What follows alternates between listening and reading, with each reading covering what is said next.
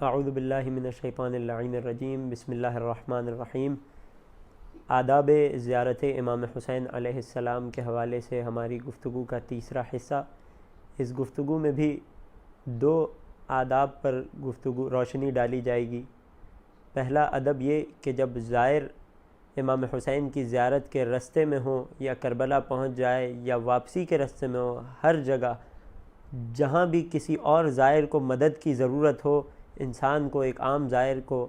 کوشش کرنی چاہیے کہ دیگر زائرین کے کام آئیں، ان کی زیادہ سے زیادہ مدد کر سکے، ان کی زیادہ سے زیادہ مشکلات کو حل کر سکے، کیونکہ روایات میں ہمارے ائمہ نے ہمیں یہ تعلیم دی، اور اگر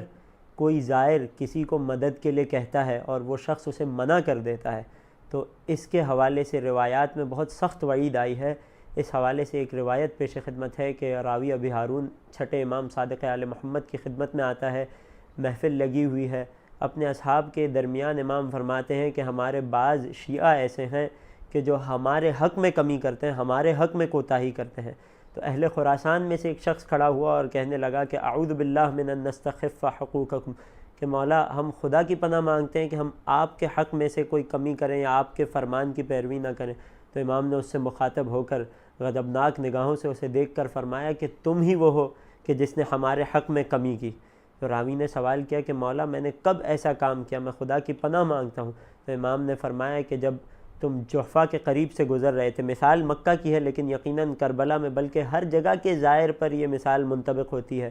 کہ تم جحفہ کے قریب سے گزر رہے تھے، سواری پر تھے، ایک زائر پیدل جا رہا تھا جس نے تمہیں صدا دی تھی کہ میں تھک گیا ہوں، مجھے سوار کر کے تھوڑا آگے چھوڑ دو۔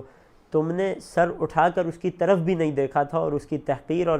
توہین کی تھی۔ تو جب تم نے اس کی توہین کی، تم نے اس ایک عام زائر، ایک عام مومن کی نہیں، تم نے ہماری توہین کی۔ اس حوالے سے ایک عجیب اور بہت اہم جملہ روایت کا امام فرماتے ہیں من اذل مؤمنا فقط اذلنا، جس نے کسی ایک مومن کی توہین کی اس نے ہم آل محمد کی توہین کی، وَأَضَاعَ حُرْمَةَ اللَّهِ تعالی، اور خدا کی حرمت کو پامال کیا۔ لہٰذا زیارت کے سفر میں چونکہ لوگ سفر میں ہوتے ہیں اور حالت سفر میں بہت ساری آسائشوں سے دور ہوتے ہیں، بہت مرتبہ یہ معاملات دیکھنے میں آتے ہیں، انسان کو کوشش کرنی چاہیے کہ زیادہ سے زیادہ زائرین کے لیے آرام کا باعث بنے، ان کی مدد کرے، کسی کے لیے مشکل کا باعث نہ بنے، تاکہ اپنی زیارت کے ثواب کی بھی حفاظت کر سکے اور دوسروں کی مدد کر کے اس میں اور اضافہ کر سکے۔ ایک آخری بات آداب زیارت کے حوالے سے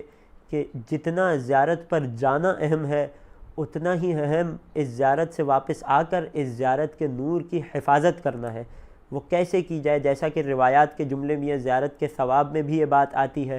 کہ جب زائر زیارت کرتا ہے تو خدا اس کے اگلے اور پچھلے تمام گناہوں کو معاف فرما دیتا ہے۔ تو علماء نے اس کی توجیہ میں لکھا ہے کہ آئندہ زندگی کے گناہ معاف کر دیتا ہے کا مطلب یہ ہے کہ خدا وہ توفیق دیتا ہے کہ انسان گناہ سے بچ پاتا ہے۔ وہ توفیق، اس توفیق کو برقرار رکھنا، اس توفیق کے ذریعے سے خدا کی مدد کو حاصل کر کے زیادہ سے زیادہ عرصے تک یا ساری زندگی اپنے آپ کو گناہوں سے دور رکھنا، اور خصوصاً کبیرہ گناہوں سے جن کی فہرست مختلف کتب میں موجود ہے، ان گناہوں سے جب تک زائر اپنے آپ کو دور رکھتا ہے تب تک نور زیارت امام حسین اس کے دل میں موجود اور برقرار رہتا ہے اور وہ زیارت تازہ رہتی ہے۔ خداوند کریم سے یہ دعا ہے کہ ہم سب کو تمام آداب کی حفاظت کرتے ہوئے زیارت امام حسین کی توفیق عنایت فرمائے۔ وآخر دعوانا ان الحمد للہ رب العالمین۔